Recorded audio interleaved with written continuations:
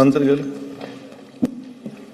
ಸನ್ಮಾನ್ಯ ಅಧ್ಯಕ್ಷರೇ, ಅಜಿತ್ ಪವಾರ್ ಅವರು ಬಹಳಷ್ಟು ರಾಜಕೀಯ ಮುತ್ಸದ್ದಿ ಅಂತ ಹೇಳಲಿಕ್ಕೆ ಬಯಸ್ತೇನೆ. ನಾವು ಗಡಿ ಜಿಲ್ಲೆ ಗಡಿ ಭಾಗದಲ್ಲಿ ಇರೋದ್ರಿಂದ ಅಜಿತ್ ಪವಾರ್ ಅವರ ಬಹಳಷ್ಟು ಅನುಯಾಯಿಗಳು ಅಭಿಮಾನಿಗಳು ನಮ್ಮಲ್ಲಿ ಕೂಡ ಬಹಳಷ್ಟು ಇದ್ದಾರೆ. ಈಗ ತಾನೇ ಹಿರಿಯರೆಲ್ಲ ಮಾತನಾಡಿದ ಹಾಗೆ ಅವರು ಬಹಳಷ್ಟು ವರ್ಷ ಬಹಳಷ್ಟು ಪೆರಡು ನೀರಾವರಿ ಮಂತ್ರಿಯಾಗಿ, ಗ್ರಾಮೀಣಾಭಿವೃದ್ಧಿ ಮಂತ್ರಿಯಾಗಿ, ಇಂಡಸ್ಟ್ರಿಯಲ್ ಮಂತ್ರಿಯಾಗಿ ಮಹಾರಾಷ್ಟ್ರ ಬೆಳಿಲಿಕ್ಕೆ ಅವ್ರದ್ದೇ ಆದಂಥ ಕೊಡುಗೆಯನ್ನು ಅವರು ಕೊಟ್ಟಿದ್ದರು. ಅದರಲ್ಲೂ ಕೂಡ ಅವರು ಭಾಳಷ್ಟು ಧೈರ್ಯವಂತರಾಗಿದ್ದರು. ಭಾಳಷ್ಟು ಧೈರ್ಯವಂತದಿಂದ ಭಾಳಷ್ಟು ಡಿಸಿಷನ್ಗಳನ್ನು ಭಾಳಷ್ಟು ತಗೊಳ್ತಾ ಇದ್ರು. ಇನ್ನೊಂದು ಅವರು ಜನ ಅನುರಾಗಿಗಳಾಗಿದ್ದರು. ಯಾಕಂತಂದರೆ ಬೆಳಗ್ಗೆ 6:30 ಗಂಟೆಗೆ ನಾವು ಭಾಳಷ್ಟು ಜನ ಹೇಳ್ತಾರೆ ನಮಗೆ, ಯಾಕಂದರೆ ಭಾಳಷ್ಟು ಹತ್ತಿರದ ಸಂಬಂಧಗಳು ಇರೋದ್ರಿಂದ ನನ್ನ ಕ್ಷೇತ್ರದಲ್ಲಿ ಮತ್ತು ಬಾರಾಮತಿ ಇದಕ್ಕೆ. ಸೊ ಬೆಳಗ್ಗೆ 6:15ಗೆ ಜನರನ್ನ ಭೇಟಿಯಾಗಲಿಕ್ಕೆ ಶುರು ಮಾಡ್ತಾ ಇದ್ರು. ಯಾವುದೇ ಒಬ್ಬ ರಾಜಕಾರಣಿ ಸಾಮಾಜಿಕ ಬದ್ಧತೆ ಕಾಳಜಿ ಇದ್ದಂಥವ್ರು ತನ್ನ ಕ್ಷೇತ್ರದಿಂದ ಆಗಿರ್ಬೋದು ಅಥವಾ ಇಡೀ ರಾಜ್ಯದಿಂದ ಬರುವಂಥ ಜನ 6:15ಗೆ, ಇವತ್ತು ಅಜಿತ್ ಪವಾರ್ ಅವ್ರನ್ನ ಭೇಟಿ ಆಗಬೇಕು ಅಂತಂದರೆ ಅವರು 5:15ಗೆ ಹೋಗ್ತಾ ಇದ್ರು. 6 ಗಂಟೆ ವಾಕಿಂಗ್ನಿಂದ ಶುರು ಮಾಡ್ತಾ ಇದ್ರು. ಜನರ ಬಗ್ಗೆ ಅಷ್ಟೊಂದು ಕಾಳಜಿಯನ್ನು ತಗೊಳ್ತಾ ಇರುವಂಥ ಇಂಥ ಒಬ್ಬ ಮುತ್ಸದ್ದಿ ರಾಜಕಾರಣಿ ಕೊನೆಯ ರಾಜಕೀಯ ದಿನಗಳಲ್ಲಿ ಅವ್ರಿಗೆಲ್ಲ ಏನಾಯಿತು, ಎಷ್ಟು ಕಷ್ಟ ಅನುಭವಿಸಿದ್ರು, ಏನೆಲ್ಲ ಅವ್ರ ಮೇಲೆ ಚಾರ್ಜಸ್ ಆಯಿತು, ಯಾವ ರೀತಿ ರಾಜಕೀಯ ಬದಲಾವಣೆಯ ಸಂದರ್ಭದಲ್ಲಿ ಏನೆಲ್ಲ ರಾಜಕಾರಣ ಆಯಿತು ಅನ್ನೋದು ತಮಗೂ ಎಲ್ಲ ಗೊತ್ತು, ನಮಗೂ ಎಲ್ಲರಿಗೂ ಗೊತ್ತು. ಬಟ್ ಅವರು ಈ ರೀತಿ ಇವತ್ತು ಬೆಳಗ್ಗೆ ದುರ್ಘಟನೆಯಲ್ಲಿ ತೀರ್ಕೊಂಡಿದ್ದಾರೆ ಅಂತ ಹೇಳಿದಾಗ ನಿಜವಾಗ್ಲೂ ನನಗೆ ಆಗಲಿ ನಮ್ಮ ಅವರ ಅಭಿಮಾನಿಗಳಿಗೆ ನಂಬಲಿಕ್ಕೆ ಆಗಲಿಲ್ಲ. ಇಂಥ ಒಂದು ಸಂದರ್ಭದಲ್ಲಿ ದೇವರು ಅವರ ಆತ್ಮಕ್ಕೆ ಚಿರಶಾಂತಿಯನ್ನು ಕೊಡಲಿ ಮತ್ತು ಅವರೆಲ್ಲ ಬಹಳಷ್ಟು ಲಕ್ಷಾಂತರ ಕೋಟಿಗಟ್ಟಲೆ ಅಭಿಮಾನಿಗಳಿಗೆ ಈ ಒಂದು ದುಃಖವನ್ನು ಭರಿಸುವಂಥ ಶಕ್ತಿ ಕೊಡಲಿ ಅಂತ ತಮ್ಮ ಮೂಲಕ ಕೇಳ್ತೀನಿ. ಲಕ್ಷ್ಮಣ್ ಸರ್. ಮಾನ್ಯ ಅಧ್ಯಕ್ಷರೇ, ಇವತ್ತು ಬೆಳಿಗ್ಗೆ ಅಜಿತ್ ಪವಾರ್ ಅವರ ನಿಧನದಿಂದ ಬಂದಿರತಕ್ಕಂಥ ಸುದ್ದಿಯನ್ನು ಕೇಳಿ ನಾವೆಲ್ಲರೂ ಕೂಡ ಭಾಳ ಮನಸ್ಸಿಗೆ ನೋವಾಗಿದೆ. ಒಬ್ಬ ಹಿರಿಯ ಸಹಕಾರಿಗಳಾಗಿದ್ದರು ಅವರು ಮತ್ತು ಸ್ನೇಹಪರವಾಗಿರ್ತಕ್ಕಂಥ ಕಾರ್ಯಕ್ರಮಗಳಲ್ಲಿ ಭಾಳಷ್ಟು ಭಾಗವಹಿಸಿ ನೇರ ನುಡಿಗೆ ಒಬ್ಬ ಹೆಸರುವಾಸಿಯಾಗಿರ್ತಕ್ಕಂಥವ್ರು. ಅವ್ರು ಮಾತಾಡ್ತಕ್ಕಂಥ ಸಂದರ್ಭದಲ್ಲಿ ಯಾವುದೇ ಮುಲಾಜಿಲ್ಲದೇ ಮಾತಾಡ್ತಕ್ಕಂಥವ್ರು, ನಿಷ್ಠೂರವಾಗಿರ್ತಕ್ಕಂಥ ಮಾತುಗಳು. ನಾನು 3-4 ಬಾರಿ ಅವ್ರ ಜೊತೆಗೆ ಸಭೆಗಳನ್ನು ಕೂಡ ನಾವು ಮಾಡಿದ್ದೀವಿ. ನಾನು ಹಿಂದೆ ಸಹಕಾರಿ ಸಚಿವನಿದ್ದಂಥ ಸಂದರ್ಭದಲ್ಲಿ ಶರದ್ ಪವಾರ್ ಅವರು ಕೇಂದ್ರದ ಕೃಷಿ ಸಚಿವರಾದಂಥ ಸಂದರ್ಭದಲ್ಲಿ 3-4 ಬಾರಿ ನಮ್ಮನ್ನೆಲ್ಲರೂ ಕೂಡ ಕರೆದು ಆ ಸಭೆಯಲ್ಲಿ ನಾವೆಲ್ಲರೂ ಕೂಡ ಭಾಗವಹಿಸಿರ್ತಕ್ಕಂಥ ಸಂದರ್ಭದಲ್ಲಿ ಅವರ ಹತ್ತಿರದ ಸ್ವಭಾವಗಳನ್ನು, ಅವರ ನಡೆದು ಬಂದಿರತಕ್ಕಂಥ ದಾರಿಗಳನ್ನು ಭಾಳಷ್ಟು ನಾವು ಕಂಡಿದ್ದೀವಿ. ನೋಡಿ ಅಧ್ಯಕ್ಷರೇ, ಮನುಷ್ಯ ಹುಟ್ಟೋದು ಆಕಸ್ಮಿಕ, ಸಾವು ಮಾತ್ರ ಖಚಿತ.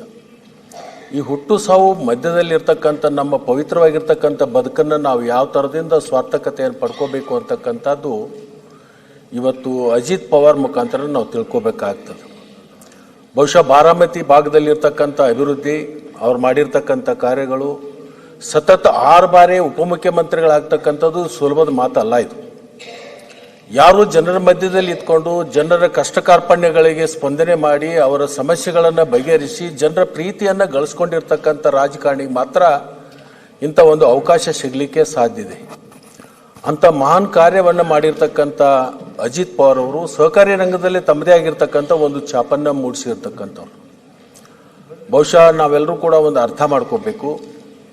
ಇವತ್ತು ಅಂಥ ವ್ಯಕ್ತಿ ನಮ್ಮ ಮಧ್ಯದಲ್ಲಿ ಎಲ್ಲದೇ ಇರತಕ್ಕಂಥದ್ದು ಒಂದು ಕ್ಷೇತ್ರಕ್ಕೆ ಮತ್ತು ಮಹಾರಾಷ್ಟ್ರ ರಾಜ್ಯಕ್ಕೆ ಆಗಲಿ ಮತ್ತು ಅನೇಕ ಕಡೆ ಅವರ ಒಂದು ಅಭಿಮಾನ ಬಳಗವನ್ನು ಕಟ್ಟಿರ್ತಕ್ಕಂಥ ಅವರೆಲ್ಲರಿಗೂ ಕೂಡ ಭಾಳ ದುಃಖ ಆಗಿದೆ. ಎಲ್ಲರೂ ಹೇಳಿದರು ಏನು ಅವ್ರ ಆತ್ಮಕ್ಕೆ ಶಾಂತಿ ಸಿಗಲಿ, ಚಿರಶಾಂತಿ ಸಿಗಲಿ ಅಂತ. ನಾನು ಅದನ್ನು ಹೇಳಕ್ಕೆ ಹೋಗಲ್ಲ. ಅಜಿತ್ ಪವಾರ್ ಅಂತ ವ್ಯಕ್ತಿ ಇನ್ನೊಮ್ಮೆ ಹುಟ್ಟಿ ಬರಲಿ ಅಂತಕ್ಕಂಥ ಮಾತನ್ನು ಈ ಸಂದರ್ಭದಲ್ಲಿ ನಾನು ಹೇಳಲಿಕ್ಕೆ ಬಯಸ್ತೀನಿ. ಯಾಕಂದರೆ ಅಂಥ ವ್ಯಕ್ತಿಗಳು ದೇಶದಲ್ಲಿ, ರಾಜ್ಯದಲ್ಲಿ ಇರಬೇಕಾಗಿರ್ತಕ್ಕಂಥದ್ದು ನಮಗೆಲ್ರಿಗೂ ಕೂಡ ಒಂದು ಸ್ವಾಭಿಮಾನಕ್ಕೆ ಒಂದು ಒಳ್ಳೆಯ ಹೆಸರು ತರ್ತಕ್ಕಂಥವ್ರು. ನಾನು ಅಜಿತ್ ಪವಾರ್ ಅವರು ಇವತ್ತು ಜಡವಾದ ಶರೀರವನ್ನು ಬಿಟ್ಟು ಸೂಕ್ಷ್ಮ ಶರೀರದೊಂದಿಗೆ ಬೇಗ ಹೋಗಿರ್ಬೋದು.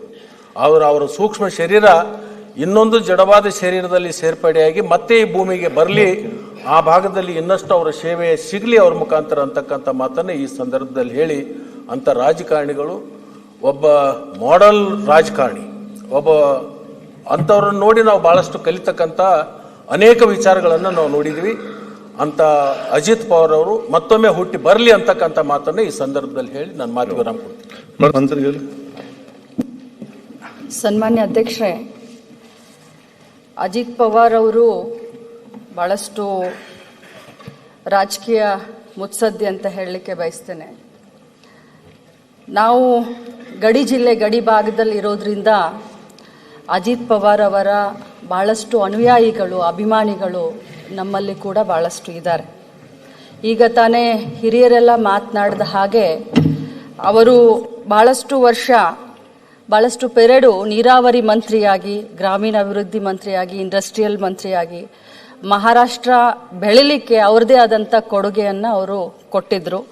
ಅದರಲ್ಲೂ ಕೂಡ ಅವರು ಭಾಳಷ್ಟು ಧೈರ್ಯವಂತರಾಗಿದ್ದರು. ಭಾಳಷ್ಟು ಧೈರ್ಯವಂತದಿಂದ ಭಾಳಷ್ಟು ಡಿಸಿಷನ್ಗಳನ್ನು ಭಾಳಷ್ಟು ತಗೊಳ್ತಾ ಇದ್ರು. ಇನ್ನೊಂದು ಅವರು ಜನ ಅನುರಾಗಿಗಳಾಗಿದ್ದರು. ಯಾಕಂತಂದರೆ ಬೆಳಗ್ಗೆ 6:30 ಗಂಟೆಗೆ, ನಾವು ಭಾಳಷ್ಟು ಜನ ಹೇಳ್ತಾರೆ ನಮಗೆ, ಯಾಕಂದರೆ ಭಾಳಷ್ಟು ಹತ್ತಿರದ ಸಂಬಂಧಗಳು ಇರೋದ್ರಿಂದ ನನ್ನ ಕ್ಷೇತ್ರದಲ್ಲಿ ಮತ್ತು ಬಾರಾಮತಿ ಇದಕ್ಕೆ. ಸೊ ಬೆಳಗ್ಗೆ 6:15ಗೆ ಜನರನ್ನ ಭೇಟಿಯಾಗಲಿಕ್ಕೆ ಶುರು ಮಾಡ್ತಾ ಇದ್ರು. ಯಾವುದೇ ಒಬ್ಬ ರಾಜಕಾರಣಿ ಸಾಮಾಜಿಕ ಬದ್ಧತೆ, ಕಾಳಜಿ ಇದ್ದಂಥವ್ರು ತನ್ನ ಕ್ಷೇತ್ರದಿಂದ ಆಗಿರ್ಬೋದು ಅಥವಾ ಇಡೀ ರಾಜ್ಯದಿಂದ ಬರುವಂಥ ಜನ 6:15ಗೆ, ಇವತ್ತು ಅಜಿತ್ ಪವಾರ್ ಅವ್ರನ್ನ ಭೇಟಿ ಆಗಬೇಕು ಅಂತಂದರೆ ಅವರು 5:15ಗೆ ಹೋಗ್ತಾ ಇದ್ರು, 6 ಗಂಟೆ ವಾಕಿಂಗ್ನಿಂದ ಶುರು ಮಾಡ್ತಾ ಇದ್ರು. ಜನರ ಬಗ್ಗೆ ಅಷ್ಟೊಂದು ಕಾಳಜಿಯನ್ನು ತಗೊಳ್ತಾ ಇರುವಂಥ ಇಂಥ ಒಬ್ಬ ಮುತ್ಸದ್ದಿ ರಾಜಕಾರಣಿ, ಕೊನೆಯ ರಾಜಕೀಯ ದಿನಗಳಲ್ಲಿ ಅವ್ರಿಗೆಲ್ಲ ಏನಾಯಿತು, ಎಷ್ಟು ಕಷ್ಟ ಅನುಭವಿಸಿದ್ರು, ಏನೆಲ್ಲ ಅವ್ರ ಮೇಲೆ ಚಾರ್ಜಸ್ ಆಯಿತು, ಯಾವ ರೀತಿ ರಾಜಕೀಯ ಬದಲಾವಣೆಯ ಸಂದರ್ಭದಲ್ಲಿ ಏನೆಲ್ಲ ರಾಜಕಾರಣ ಆಯಿತು ಅನ್ನೋದು ತಮಗೂ ಎಲ್ಲ ಗೊತ್ತು, ನಮಗೂ ಎಲ್ಲರಿಗೂ ಗೊತ್ತು. ಬಟ್ ಅವರು ಈ ರೀತಿ ಇವತ್ತು ಬೆಳಗ್ಗೆ ದುರ್ಘಟನೆಯಲ್ಲಿ ತೀರ್ಕೊಂಡಿದ್ದಾರೆ ಅಂತ ಹೇಳಿದಾಗ ನಿಜವಾಗ್ಲೂ ನನಗೆ ಆಗಲಿ ಅವರ ಅಭಿಮಾನಿಗಳಿಗೆ ನಂಬಲಿಕ್ಕೆ ಆಗಲಿಲ್ಲ. ಇಂಥ ಒಂದು ಸಂದರ್ಭದಲ್ಲಿ ದೇವರು ಅವರ ಆತ್ಮಕ್ಕೆ ಚಿರಶಾಂತಿಯನ್ನು ಕೊಡಲಿ ಮತ್ತು ಅವರೆಲ್ಲ ಭಾಳಷ್ಟು ಲಕ್ಷಾಂತರ ಕೋಟಿಗಟ್ಟಲೆ ಅಭಿಮಾನಿಗಳಿಗೆ ಈ ಒಂದು ದುಃಖವನ್ನು ಭರಿಸುವಂಥ ಶಕ್ತಿ ಕೊಡಲಿ ಅಂತ ತಮ್ಮ ಮೂಲಕ ಕೇಳ್ತೀನಿ. ಲಕ್ಷ್ಮಣ್ ಸರ್. ಮಾನ್ಯ ಅಧ್ಯಕ್ಷರೇ, ಇವತ್ತು ಬೆಳಿಗ್ಗೆ ಅಜಿತ್ ಪವಾರ್ ಅವರ ನಿಧನದಿಂದ ಬಂದಿರತಕ್ಕಂಥ ಸುದ್ದಿಯನ್ನು ಕೇಳಿ ನಾವೆಲ್ಲರೂ ಕೂಡ ಭಾಳ ಮನಸ್ಸಿಗೆ ನೋವಾಗಿದೆ. ಒಬ್ಬ ಹಿರಿಯ ಸಹಕಾರಿಗಳಾಗಿದ್ದರು ಅವರು ಮತ್ತು ಸ್ನೇಹಪರವಾಗಿರ್ತಕ್ಕಂಥ ಕಾರ್ಯಕ್ರಮಗಳಲ್ಲಿ ಭಾಳಷ್ಟು ಭಾಗವಹಿಸಿ ನೇರ ನುಡಿಗೆ ಒಬ್ಬ ಹೆಸರುವಾಸಿಯಾಗಿರ್ತಕ್ಕಂಥವ್ರು. ಅವ್ರು ಮಾತಾಡ್ತಕ್ಕಂಥ ಸಂದರ್ಭದಲ್ಲಿ ಯಾವುದೇ ಮುಲಾಜಿಲ್ಲದೇ ಮಾತಾಡ್ತಕ್ಕಂಥವ್ರು, ನಿಷ್ಠೂರವಾಗಿರ್ತಕ್ಕಂಥ ಮಾತುಗಳು. ನಾನು 3-4 ಬಾರಿ ಅವ್ರ ಜೊತೆಗೆ ಸಭೆಗಳನ್ನು ಕೂಡ ನಾವು ಮಾಡಿದ್ದೀವಿ. ನಾನು ಹಿಂದೆ ಸಹಕಾರಿ ಸಚಿವನಿದ್ದಂಥ ಸಂದರ್ಭದಲ್ಲಿ ಶರದ್ ಪವಾರ್ ಅವರು ಕೇಂದ್ರದ ಕೃಷಿ ಸಚಿವರಾದಂಥ ಸಂದರ್ಭದಲ್ಲಿ 3-4 ಬಾರಿ ನಮ್ಮನ್ನೆಲ್ಲರೂ ಕೂಡ ಕರೆದು ಆ ಸಭೆಯಲ್ಲಿ ನಾವೆಲ್ಲರೂ ಕೂಡ ಭಾಗವಹಿಸಿರ್ತಕ್ಕಂಥ ಸಂದರ್ಭದಲ್ಲಿ ಅವರ ಹತ್ತಿರದ ಸ್ವಭಾವಗಳನ್ನು, ಅವರ ನಡೆದು ಬಂದಿರತಕ್ಕಂಥ ದಾರಿಗಳನ್ನು ಭಾಳಷ್ಟು ನಾವು ಕಂಡಿದ್ದೀವಿ. ನೋಡಿ ಅಧ್ಯಕ್ಷರೇ, ಮನುಷ್ಯ ಹುಟ್ಟೋದು ಆಕಸ್ಮಿಕ, ಸಾವು ಮಾತ್ರ ಖಚಿತ. ಈ ಹುಟ್ಟು ಸಾವು ಮಧ್ಯದಲ್ಲಿರ್ತಕ್ಕಂಥ ನಮ್ಮ ಪವಿತ್ರವಾಗಿರ್ತಕ್ಕಂಥ ಬದುಕನ್ನು ನಾವು ಯಾವ ಥರದಿಂದ ಸ್ವಾರ್ಥಕತೆಯನ್ನು ಪಡ್ಕೋಬೇಕು ಅಂತಕ್ಕಂಥದ್ದು ಇವತ್ತು ಅಜಿತ್ ಪವಾರ್ ಮುಖಾಂತರ ನಾವು ತಿಳ್ಕೊಬೇಕಾಗ್ತದೆ. ಬಹುಶಃ ಬಾರಾಮತಿ ಭಾಗದಲ್ಲಿರ್ತಕ್ಕಂಥ ಅಭಿವೃದ್ಧಿ, ಅವ್ರು ಮಾಡಿರ್ತಕ್ಕಂಥ ಕಾರ್ಯಗಳು, ಸತತ 6 ಬಾರಿ ಉಪಮುಖ್ಯಮಂತ್ರಿಗಳಾಗ್ತಕ್ಕಂಥದ್ದು ಸುಲಭದ ಮಾತಲ್ಲ. ಇದು ಯಾರು ಜನರ ಮಧ್ಯದಲ್ಲಿ ಇದ್ಕೊಂಡು ಜನರ ಕಷ್ಟ ಕಾರ್ಪಣ್ಯಗಳಿಗೆ ಸ್ಪಂದನೆ ಮಾಡಿ ಅವರ ಸಮಸ್ಯೆಗಳನ್ನು ಬಗೆಹರಿಸಿ ಜನರ ಪ್ರೀತಿಯನ್ನು ಗಳಿಸ್ಕೊಂಡಿರ್ತಕ್ಕಂಥ ರಾಜಕಾರಣಿಗೆ ಮಾತ್ರ ಇಂಥ ಒಂದು ಅವಕಾಶ ಸಿಗಲಿಕ್ಕೆ ಸಾಧ್ಯ ಇದೆ. ಅಂಥ ಮಹಾನ್ ಕಾರ್ಯವನ್ನು ಮಾಡಿರ್ತಕ್ಕಂಥ ಅಜಿತ್ ಪವಾರ್ ಅವರು ಸಹಕಾರಿ ರಂಗದಲ್ಲಿ ತಮ್ಮದೇ ಆಗಿರ್ತಕ್ಕಂಥ ಒಂದು ಛಾಪನ್ನು ಮೂಡಿಸಿರ್ತಕ್ಕಂಥವ್ರು. ಬಹುಶಃ ನಾವೆಲ್ಲರೂ ಕೂಡ ಒಂದು ಅರ್ಥ ಮಾಡ್ಕೋಬೇಕು. ಇವತ್ತು ಅಂಥ ವ್ಯಕ್ತಿ ನಮ್ಮ ಮಧ್ಯದಲ್ಲಿ ಎಲ್ಲದೇ ಇರತಕ್ಕಂಥದ್ದು ಒಂದು ಕ್ಷೇತ್ರಕ್ಕೆ ಮತ್ತು ಆ ಮಹಾರಾಷ್ಟ್ರ ರಾಜ್ಯಕ್ಕೆ ಆಗಲಿ ಮತ್ತು ಅನೇಕ ಕಡೆ ಅವರ ಒಂದು ಅಭಿಮಾನ ಬಳಗವನ್ನು ಕಟ್ಟಿರ್ತಕ್ಕಂಥ ಅವರೆಲ್ಲರಿಗೂ ಕೂಡ ಭಾಳ ದುಃಖ ಆಗಿದೆ. ಎಲ್ಲರೂ ಹೇಳಿದರು ಏನು ಅವ್ರ ಆತ್ಮಕ್ಕೆ ಶಾಂತಿ ಸಿಗಲಿ, ಚಿರಶಾಂತಿ ಸಿಗಲಿ ಅಂತ. ನಾನು ಅದನ್ನು ಹೇಳಕ್ಕೆ ಹೋಗಲ್ಲ. ಅಜಿತ್ ಪವಾರ್ ಅಂತ ವ್ಯಕ್ತಿ ಇನ್ನೊಮ್ಮೆ ಹುಟ್ಟಿ ಬರಲಿ ಅಂತಕ್ಕಂಥ ಮಾತನ್ನು ಈ ಸಂದರ್ಭದಲ್ಲಿ ನಾನು ಹೇಳಲಿಕ್ಕೆ ಬಯಸ್ತೀನಿ. ಯಾಕಂದರೆ ಅಂಥ ವ್ಯಕ್ತಿಗಳು ದೇಶದಲ್ಲಿ ರಾಜ್ಯದಲ್ಲಿ ಇರಬೇಕಾಗಿರ್ತಕ್ಕಂಥದ್ದು ನಮಗೆಲ್ರಿಗೂ ಕೂಡ ಒಂದು ಸ್ವಾಭಿಮಾನಕ್ಕೆ ಒಂದು ಒಳ್ಳೆಯ ಹೆಸರು ತರ್ತಕ್ಕಂಥವ್ರು. ನಾನು ಅಜಿತ್ ಪವಾರ್ ಅವರು ಇವತ್ತು ಜಡವಾದ ಶರೀರವನ್ನು ಬಿಟ್ಟು ಸೂಕ್ಷ್ಮ ಶರೀರದೊಂದಿಗೆ ಬೇಗ ಹೋಗಿರ್ಬೋದು. ಅವರ ಸೂಕ್ಷ್ಮ ಶರೀರ ಇನ್ನೊಂದು ಜಡವಾದ ಶರೀರದಲ್ಲಿ ಸೇರ್ಪಡೆಯಾಗಿ ಮತ್ತೆ ಈ ಭೂಮಿಗೆ ಬರಲಿ, ಆ ಭಾಗದಲ್ಲಿ ಇನ್ನಷ್ಟು ಅವರ ಸೇವೆ ಸಿಗಲಿ ಅವ್ರ ಮುಖಾಂತರ ಅಂತಕ್ಕಂಥ ಮಾತನ್ನು ಈ ಸಂದರ್ಭದಲ್ಲಿ ಹೇಳಿ, ಅಂಥ ರಾಜಕಾರಣಿಗಳು ಒಬ್ಬ ಮಾಡೆಲ್ ರಾಜಕಾರಣಿ, ಅಂಥವ್ರನ್ನ ನೋಡಿ ನಾವು ಭಾಳಷ್ಟು ಕಲಿತಕ್ಕಂಥ ಅನೇಕ ವಿಚಾರಗಳನ್ನು ನಾವು ನೋಡಿದ್ವಿ. ಅಂತ ಅಜಿತ್ ಪವಾರ್ ಅವರು ಮತ್ತೊಮ್ಮೆ ಹುಟ್ಟಿ ಬರಲಿ ಅಂತಕ್ಕಂಥ ಮಾತನ್ನು ಈ ಸಂದರ್ಭದಲ್ಲಿ ಹೇಳಿ ನನ್ನ ಮಾತು ವಿರಾಮ ಕೊಡ್ತೀನಿ.